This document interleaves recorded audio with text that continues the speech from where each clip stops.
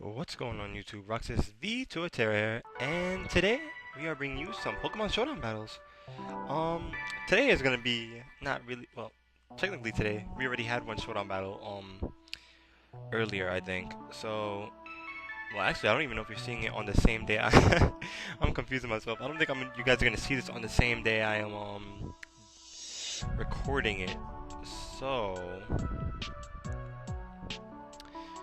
what this means is that I'm gonna have to record a certain way again because sometimes I'm backed up with stuff, and then randomly I wind up having to do stuff in the IRL, and it's been like that a lot lately. So hopefully my busyness dies down a little bit. Well, I like being busy, but not too busy, you know, or going places a lot. Friends want me to come over and help them with things and all that, yada yada.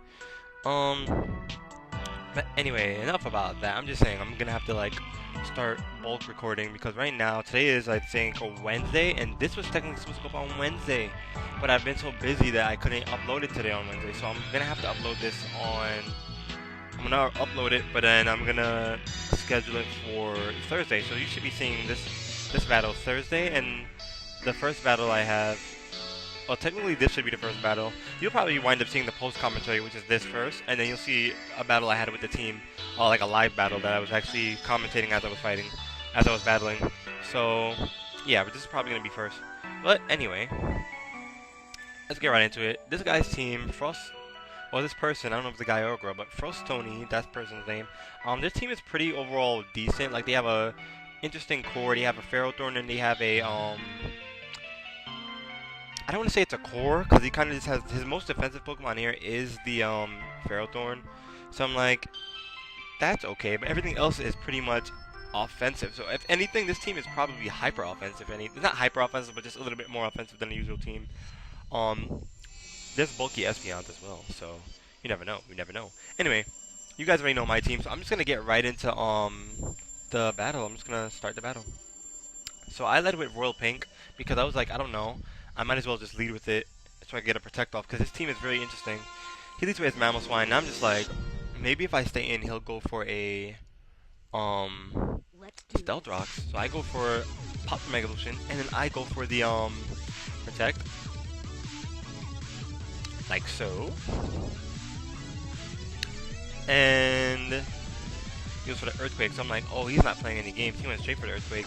Now me wanting to stay in so badly, I want to stay in. I was like, I couldn't do it though. So I switched out. He went for Earthquake, so I'm like, he might go for Earthquake again, most likely.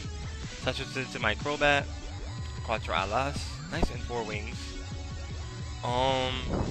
Goes for Earthquake again. And I'm like, okay, that's pretty obvious,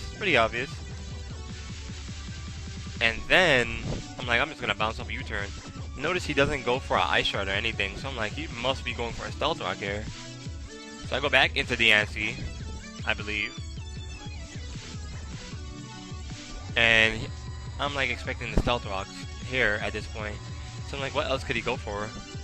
So he goes for the Stealth Rocks and I bounce it back. And I'm like, ooh, that was a really good play. And next, I go for the Diamond Storm. And I'm like, that didn't kill after how much damage we gave the Mammal Swine. And it goes for Earthquake and then knocks us out. Oh my goodness. And there goes our Royal Pink. Our Mega Evolution is down already, so we go right back into Quattro Alas. I'm expecting him not to go for the Ice Shard, because he didn't go for it the first time. He goes for the Ice Shard this time, and it takes a good amount of damage on my Crobat, and I go for the U-turn. I know that's not a good play, because when you go for U-turn, you leave yourself open. Your opponent gets the upper hand on you. I honestly expected him to switch, I think, when he had that Mammal Swine in. So I go into Ivy, and he goes into Espeon, so I'm like, Espeon? I don't run knockoff on this Ferrothorn. He got hidden power fire or fighting. I'm gonna guess fighting because it didn't knock me out on one shot. So I go for the Gyro Ball and I destroy the Espeon because obviously Espeon is way faster than Ferrothorn. So Gengar now comes in. I'm just like, what is Gengar gonna do? The only thing the Gengar could do to me is probably Shadow Ball me at this range or Focus Blast. I'm just like, I'm gonna switch into Tentacruel. That's in Takoyaki. And if you guys don't know what Takoyaki is, it's like a Japanese cuisine type thing. It's like it's called octopus balls. So yeah, it's not like any type of weird thing. Don't take the name literal, but basically it's like it's octopus and it's like fried kind of. and then they form it into a ball, kind of with I think flour, some sort of thing that's that you can form a ball with, and then they put sauce to give you sauce, and they give you other condiments on your plate, and you can eat it. It tastes so good. Oh my god! I'd take a picture of it and put it up on Twitter or something. It's really good. It was really good. But yeah, that's the only reason why I was telling you the name, just in case you don't know this. It's just type, a Japanese type thing. It's cuisine. So I went into my champ here because he switched into his Ferrodorn, and I doubled out with him, and I got my garter belt in there at the same time as he switched into Ferrodorn. So that was a brilliant play. No, I didn't. Wait, yes, I did. I think. I don't know.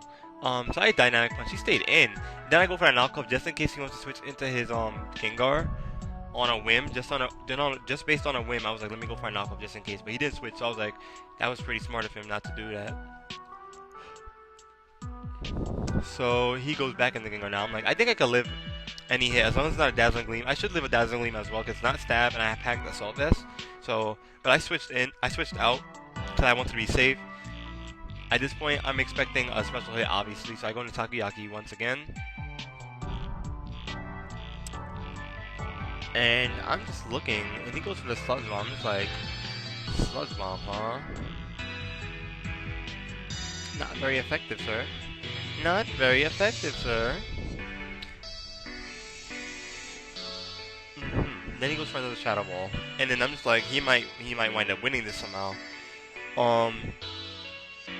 So I'm still here, and I go for the Ice Beam, thinking he might switch. And he doesn't. So I'm just like, there was no point in that. He could have easily went into Azumarill as well at that point. So he doesn't switch on that turn. So I'm just sitting here like this. And then he goes for the Shadow Ball again, and I'm just like, ugh. Well, I mean, I pretty much stalled him out as much as I needed to. I dwindled his Gengar down. I did have my Machamp to smack him with a knockoff, and I did have my Crobat as well that definitely outspeeds. So I was just like, okay. At this point, I U-turn off just in case he wants to switch and go into his Azumarill or something like that. So giving him the initiative once again, which is really bad, you guys. Don't ever give anyone initiative as long as you go into something you know you can. Like if you go into Pokemon late game like this with a U-turn, and you know you outspeed both of his last Pokemon and have like a good advantage, then go for it. I didn't know he was going to stay in. I had a feeling he would switch, but he really didn't switch, so I was over-predicting at this point. Plus, I wanted to keep my Crobat because I didn't want to get Aqua Jetted by the Azumarill, so I stayed in with I go into Garter Belt. He goes into Sceptile. I'm like, I'm sorry, but Sceptile's not going to knock me out in one hit, no matter what it is.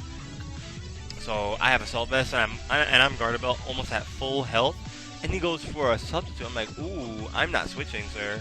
I'm going actually for a Ice Punch. So, yeah. That Sceptile it's not at home right now. It's not at its home. So I have Ice Punch. So I'm like, if he goes for a D-Pulse, I'll live that. And I, of course, do live it. And then here comes the times for Ice Punch once again. I'm like, Sceptile matched up really badly against my Machamp this time around. So I'm going to bring my own Mega Sceptile team eventually. Because my brother, last time I used my brother's team before Omega Ruby and Alpha Sapphire came out, I used his team in honor of him because he is an amazing battler. And he loves Hoenn, so I just did that time. Now I'm going to make my own. He goes for the belly jump, which really made me feel odd. I was like, why would you go for the belly jump if you know I have Machamp out here? You should just went straight for the play rough. And he outspeeds too. And I go for the dynamic punch. I'm like, that's going to get yourself killed now because you're confused. If you hit yourself, you might as well just bop yourself at this point. So I'm just thinking maybe he'll bop himself. And he slaps himself in the face. And he kills himself. So I'm like, oh my lord. Because he belly drummed. Honestly, I don't think it's ×4 attack you get. I believe in-game it's maximizes your attacks, which is +6. So Smogon has a way of doing things like this. +4 is not a no. Because if you Sword Dance, you go up 2 stages. And then if you Sword Dance 2 more times, which you can, you go +4, then +6. So you can only get to +6. I don't know why belly jump goes up to it says on Smogon goes up to +4 and maximizes your attack, which means it's +6 instantly. So I don't know why they do that on Smogon, but yeah, as you guys saw, that battle was crazy. I mean, I felt like I had the momentum at one point. Once I had I was mad that Diancie died To be honest, because it is the center, it's the centerpiece of the team. If the anti if the anti goes down first for my team building, how I build teams, if the anti goes down first, that's kind of like a fail because like you're not the anti is not supposed to be the first one knocked out. But then again, if she puts in work, it's not that bad. As long as she like put in some work, it's not that bad. So yeah, but yeah. That's pretty overall. This battle was pretty overall good. I was interested in his team. His lead was really good. It was obviously, but thing is, I could have led with Machamp first as well, just to counter the Mammal Swine. I could have done that. I could have started with Garderbelt and then countered, but there was no point. That's why I started with the anti, just in case he might want to predict me right away to switch out. I get a protect off, and he could probably go for like a Stealth Rocks early game.